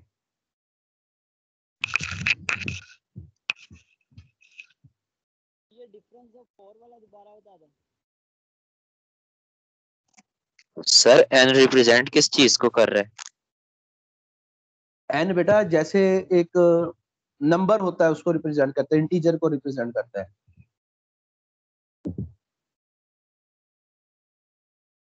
कार्बन को ये है n sir is a number, n is a number. आपने देखा ना 0 1 2 3 एक होल नंबर लगाना है और उसको सॉल्व करना है, जो आंसर आएगा वो हक्कल नंबर होगा बस।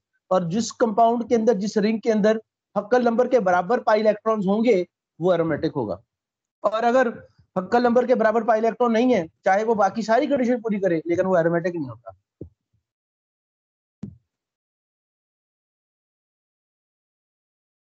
सर ये कॉन्जुगेशन क्या है? बेटा कंजुगेशन होता है पाई, आप देखे ना जो बेंजीन है, रिंग है, बेंजीन रिंग के अंदर जो पाई बॉन्ड है वो ऑल्टरनेट सिंगल डबल बॉन्ड्स है ना, डबल बॉन्ड फिर सिंगल, डबल बॉन्ड फिर सिंगल। अगर इस तरह के बॉन्ड्स हो तो उसको कहते हैं कंजुगेटेड डबल बॉन्ड, तो इसे कंजुगेशन बोलते हैं। अब जो स्लाइड आपके सामने है उस पर देखिए 1,3 साइक्लोब्यूटाडाइन की एग्जांपल है। 1,3 साइक्लोब्यूटाडाइन जो है ना, इसमें सारी कंडीशंस पूरी हैं, साइक्लिक है, प्लेनर है, सारे कार्बन sp2 है, डीलोकलाइजेशन है, कंजुगेशन है, लेकिन इसके पास पाई इलेक्ट्रॉन 4 है जो कि हक्कल नंबर नहीं है। नो हक्कल नंबर, नो एटोमेटिक, तो एटोमेटिक भी नहीं है ये।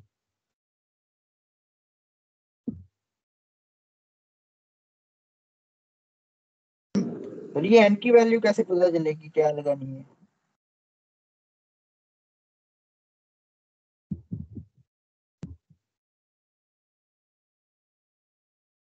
बेटा n की वैल्यू मैंने बताया ना, कोई भी n की वैल्यू लगा के इसको सॉल्व करके चेक करें, वो आपके पास जो नंबर आएगा उसे अक्कल नंबर कहते हैं।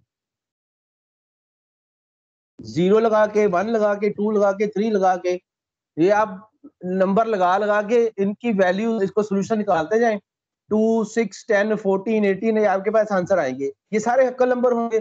और फिर आपके पास जो स्ट्रक्चर है उस स्ट्रक्चर में आपने चेक करना है, उस स्ट्रक्चर में हमने चेक करना है कि उसके पास उतने इलेक्ट्रॉन हैं जो अक्कल नंबर में आ रहे हैं, तो वो कंपाउंड एरोमेटिक है। Okay sir. तो सर ये प्लेनर का क्या मतलब है? प्लेनर का मतलब जो एक ही प्लेन में होता है, सिंगल प्लेन में। Okay sir. Sir pi electron क्या होता है?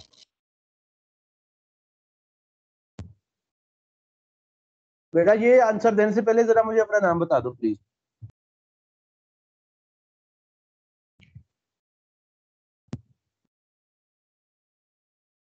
जिसने ये क्वेश्चन पूछा पाई इलेक्ट्रॉन क्या होते हैं, बेटा जरा मुझे नाम बता दें।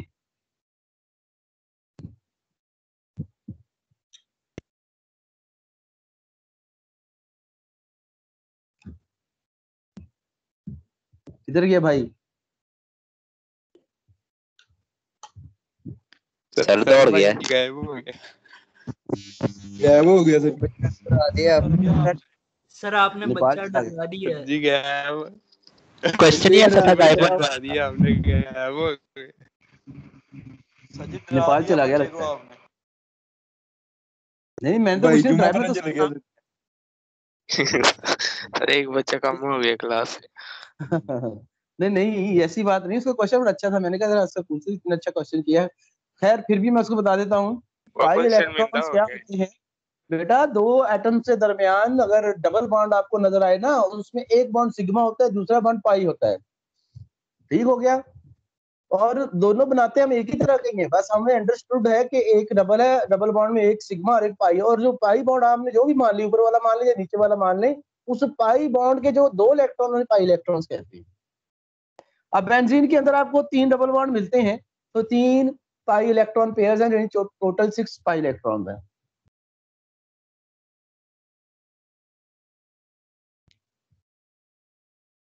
यहां पे मैंने एक और चीज आपको समझाई है, ये जरा चेक करें स्लाइड। 3 कार्बन एटम रखने वाला कंपाउंड जो है या आयन, वो भी एरोमेटिक हो सकता है। जैसे ये आपके सामने साइक्लोप्रोपीन का स्ट्रक्चर बना हुआ ऊपर, साइक्लोप्रोपीन, ये एरोमेटिक नहीं है। क्यों नहीं एरोमेटिक है? क्योंकि इसके साइक्लिक स्ट्रक्चर में 3 कार्बन में एक कार्बन sp3 है, आप चेक कर लें, वो बना हुआ स्ट्रक्चर, ठीक है। लेकिन जो इसका आयन है, पॉजिटिव आयन, अगर हम जो sp3 कार्बन से हाइड्रोजन निकाल के उसमें पॉजिटिव चार्ज ले आए, तो वो इस वक्त कैटाइन बन जाएगा। और कार्बोकेटाइन वाली कार्बन भी sp2 होती है, और जब वो देखें sp2 होगी तो फिर वो प्लेनर भी होगी, कंजुगेशन भी आ गई, उसमें डिलोकलाइजेशन सब कुछ हो गया, और उसके अंदर इलेक्ट्रॉन भी 2 है, और 2 is हक्कल number. So carbocation always sp2, double bonded carbon sp2, तीनों कार्बन sp2 हो गई, इसका मतलब ये एरोमेटिक है।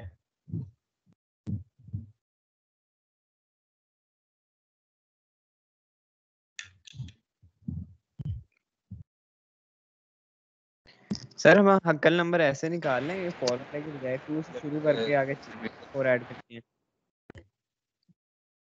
हाँ जी बेटा, बस याद रख लेना 2, 6, 10, 14 ये अक्कल नंबर है, बस दैट्स ऑल। इतने की याद रख ले, इतनी बात है, ठीक है, और ज्यादा करने की जरूरत भी नहीं है।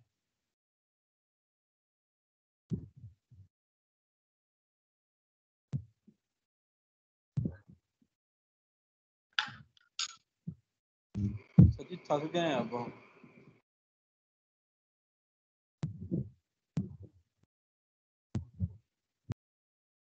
पर ये भी 1.5 घंटे का लेना है फिजिक्स का लेक्चर, हिम्मत दिखाओ। बेटा इसको 15-20 मिनट और रहते हैं, अभी आप टेंशन न लें, अभी आपको मैंने कुछ और चीजें भी दिखानी है, आप अभी सब्र करें। उसमें से काम ले।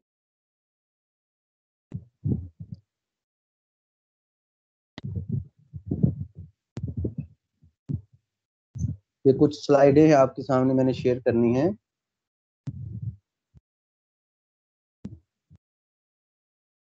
नजर आ गई? Yes sir.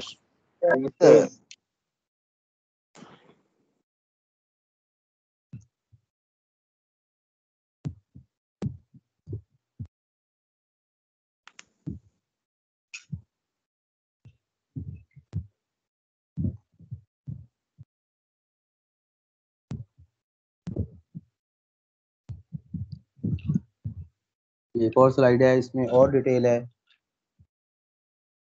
स्ट्रक्चरल आइसोमरिज्म का एक और नाम भी नोट कर ले, constitutional isomerism. Constitutional isomerism.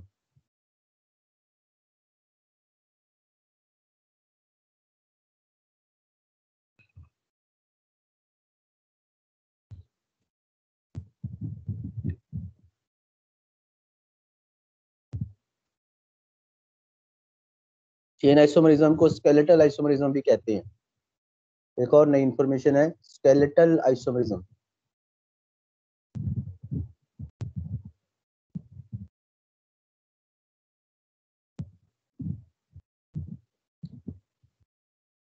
Position isomerism, 1 chloropropane 2 chloropropane.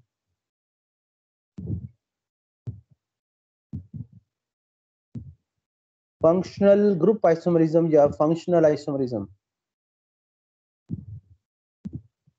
प्रोपनल प्रोपनोन, प्रोपनल और प्रोपनोन। मेटामरिज्म,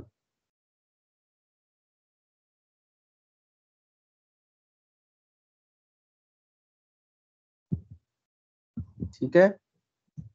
जो फंक्शनल ग्रुप होते हैं ना, फंक्शनल ग्रुप आइसोमर जो होते हैं, वो members of different homologous series होते हैं।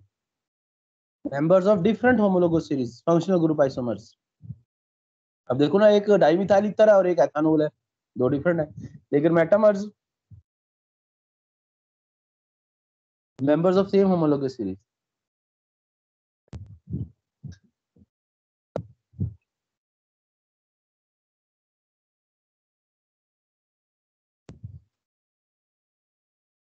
ये है वो एग्जांपल जो at a time functional, at a time position isomerism भी है, एट ए टाइम मेटामरिज्म भी है। जरा नोट कर लें। अब ये कीटोन आपके सामने 2 पेंटानोन 3 पेंटानोन है ना, एट ए टाइम क्या है ये?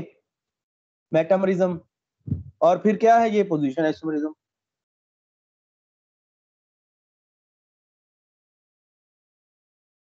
और कोई ऑर्गेनिक कंपाउंड तो ऐसा नहीं है।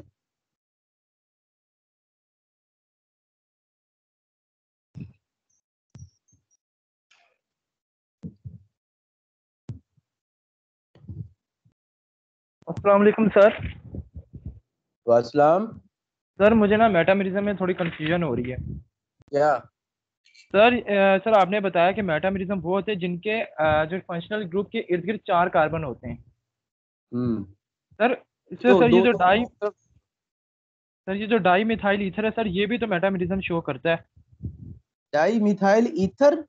Yes sir. वो कैसे? सर उसके इर्द गिर्द 2 कार्बन है और 2 कार्बन है और दरमियान में फंक्शनल ग्रुप है सर। जब ये ऑक्सीजन के साथ उधर जाएगा सर तो एथाइल अल्कोहल बन जाएगा, एच आ जाएगा। वो फंक्शनल ग्रुप आइसोमरिज्म हो गया भाई। यार वो तो फंक्शनल ग्रुप आइसोमरिज्म हो जाएगा ना भैया। लेकिन सर कार्बन की तो सर उसमें चेंज आ जाएगा ना सर, इर्द गिर्द अनइक्वल डिस्ट्रीब्यूशन हो जाएगी।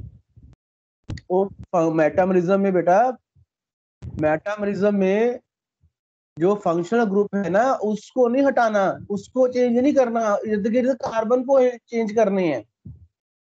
आप तो फंक्शनल ग्रुप ही निकाल दिया बीच में से और उसको हटा के एक साइड पे लेके 2 कार्बन एक तरफ कर दिए, वो तो बन जाएगा कंपाउंड जो है वो अल्कोहल एथानोल बन जाएगा। तो सर फंक्शनल ग्रुप सेम रहेगा, एक ही जगह रहेगा? हाँ जी, ठीक है सर। फंक्शनल ग्रुप अपनी पोजीशन पे ही है, कार्बन को चेंज कर रहे हैं ना बेटा। ये देखें जरा, इसको देखें। ऊपर वाले स्ट्रक्चर में 3 कार्बन एक तरफ है, एक तरफ है। नीचे वाले में एक तरफ भी 2 है, दूसरी तरफ भी 2 है। ये मेटामरिज्म इस तरह होती है बेटा। ये स्लाइड मैंने शेयर कर दी थी।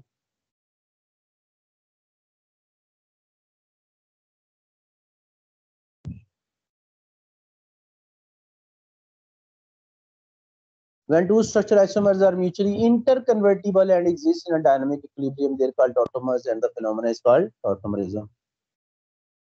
ये है कीटो इनोल tautomerism.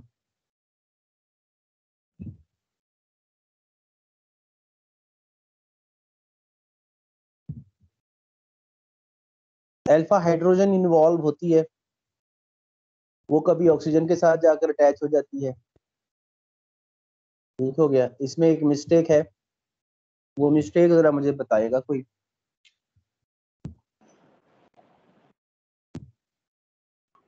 हालांकि ये स्लाइड कार्बन डबल बॉन्ड नहीं है। हाँ, कार्बन का डबल बॉन्ड नहीं है. राइट साइड पे कार्बन का डबल बॉन्ड नहीं है, ये कार्बन का डबल बॉन्ड होना चाहिए. मिस्टेक है ये.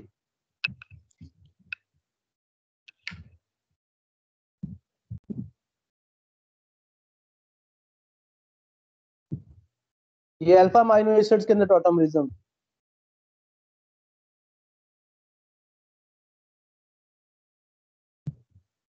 नाइट्रोजन के साथ जाकर हाइड्रोजन अटैच होकर फ्लूटराइनिक फॉर्म बन गई. सर ये ज्विटर आयन क्या होता है? बेटा जिसमें एक ही आयन और एक ही स्पीशीज होती है जिसपे पॉजिटिव नेगेटिव चार्ज दोनों ही मौजूद होते हैं.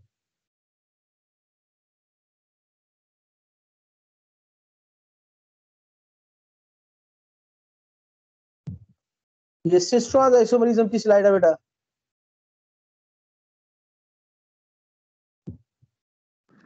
तो इससे पिछली भी दिखा दें. इसमें जो है ना वो किस चीज का जिक्र किया है ये जरा देख लें. जो मैं आपको एक बात बता रहा था, अगर आप गौर से स्लाइड को पहले देखें तो शायद आपको वो बात समझ आ जाए जो मैं आपको बता रहा था. अगर किसी को समझ आए तो जरा इसका हिंट करें. जी थोड़ा बड़ा कर दें इसको.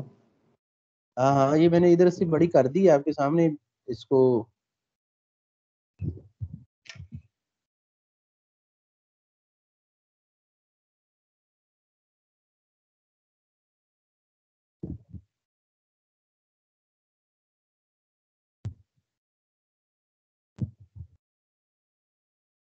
अब ठीक है.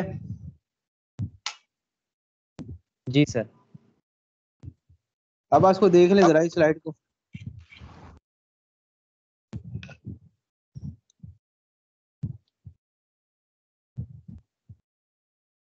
बेटा जब दो चीजें डायनामिक इक्विलिब्रियम में होती है ना, तो फिर उन दोनों की कंसंट्रेशन जो होती है ना दोनों साइडों पे, ठीक है, वो बराबर नहीं होती. किसी एक की ज्यादा होती है, किसी एक की कम होती है. अब ऊपर वाला जो टॉटोमरिज्म है ना, वो कीटोन का और इनोल का है. उसमें कीटोन 99.9% है, जबकि इनोल 0.1% से भी कम है. ठीक है, और एसीटोन 99.9% से भी ज्यादा है. मैं आपको क्या बता रहा था, मैं आपको बता रहा था कि जो इनोल्स हैं, एलिफेटिक इनोल्स, वो लेस स्टेबल है, और जो एरोमेटिक फिनोल है, इनोल जो एरोमेटिक, वो मोर स्टेबल है. अभी आप देखें नीचे वाली फिनोल के साथ उन्होंने उसका टॉटोमर बनाया कीटो फॉर्म. उसकी कीटो फॉर्म लेस देन 0.1% है, और फिनोल जो है वो मोर देन 99.9% है.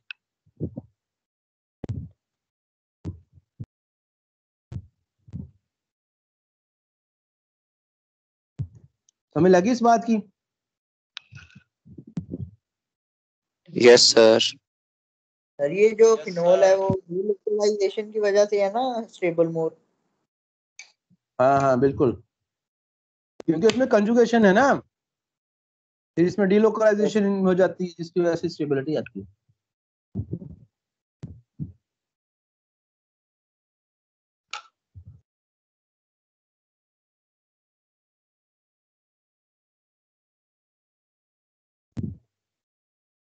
ये देखें भी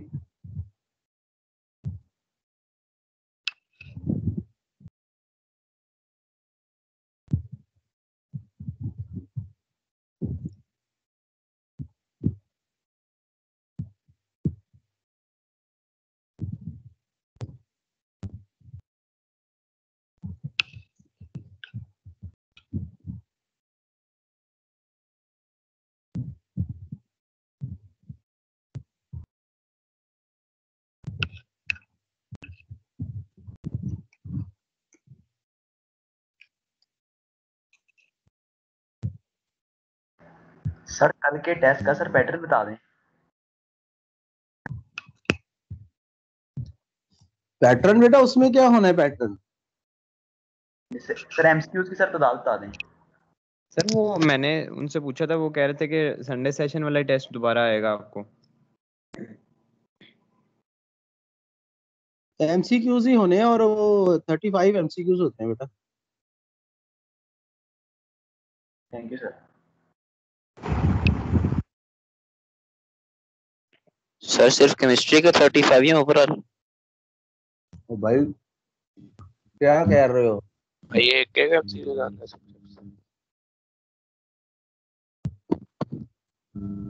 135 टोटल होने हैं।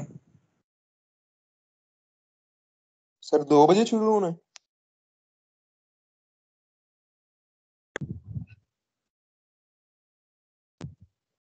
सर 2 बजे क्यों शुरू होना है? टाइम का मुझे नहीं पता।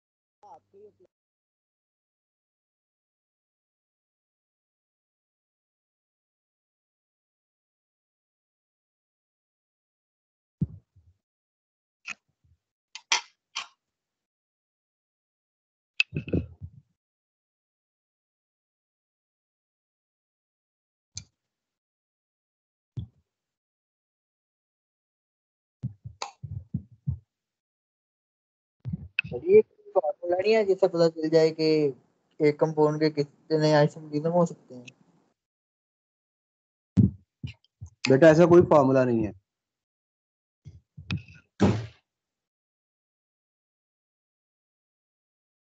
और सिर्फ आइसोमरिज्म बता सिस्टम है फिर सर।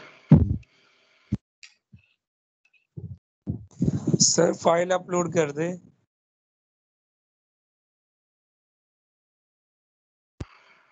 यार लाइसेंस जो सुता हो ना तो